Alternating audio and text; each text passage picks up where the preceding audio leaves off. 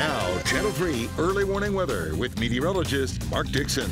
Well, it is certainly a cold and windy day across Connecticut, but if you're not a fan, it's not going to last very long. We hit rock bottom tonight, and temperatures dramatically warm up as we head through the rest of the week. We'll have more on that in just a moment. Right now, early warning pinpoint Doppler. It is scanning clear and dry. It will do so for the rest of today. Temperatures are certainly the big headline. We're in the mid-20s in the Northwest Hills, a degree away from freezing in Hartford at 31-29 for Willimantic, also for Meriden.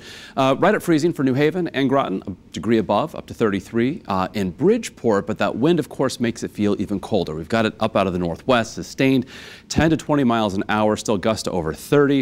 It's making it feel more like the 20s, the low 20s along the shoreline and into the teens across much of inland Connecticut. In the Northwest Hills, even some single-digit wind chill values currently coming in. So it's going to be a brutal afternoon. That combination of the cold and the wind, despite that sunshine, is going to last for the next several hours. But tonight, that wind finally begins to diminish, and with the clear sky, temperatures will be progressing in the downward direction. So if you're perhaps heading out to Holiday Light Fantasia at Goodwin Park in Hartford South End, again, it doesn't matter what the temperature is because you get to enjoy the 2.2-mile course from the comfort of your warm vehicle.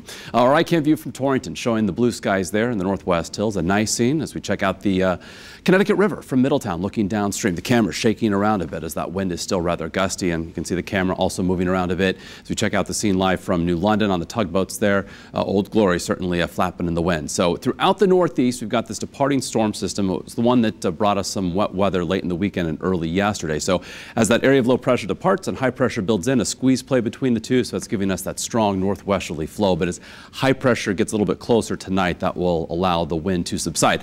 Then we're going to be tracking this area of low pressure that's coming out of the southern Rockies. It's going to take a trip to the east and then eventually up in our direction, and it will be taking a warm track for us here in Connecticut. So in the meantime, futurecast for the rest of today, mainly clear skies, mainly clear overnight. Again, the wind subsides. That'll allow temperatures to drop off dramatically to start our day tomorrow. We hit rock bottom in the morning, and by tomorrow afternoon, we're back to 40 or higher with a good amount of sunshine. So let's track that storm system as it's coming off the Rockies into the southern plains. This is tomorrow morning. This area of rain heads east. The storm system continues to develop as it gets closer to the coast, and by 7 o'clock on Friday morning, raining across Connecticut. The center of the storm looks to take a track to the west of Connecticut. That's a mild track for us. We call an inside runner, so that keeps us with this southerly flow of mild air. Temperatures Friday likely well into the 50s for highs, and then the storm system exits as we head into the day on Saturday, so perhaps a few lingering showers early.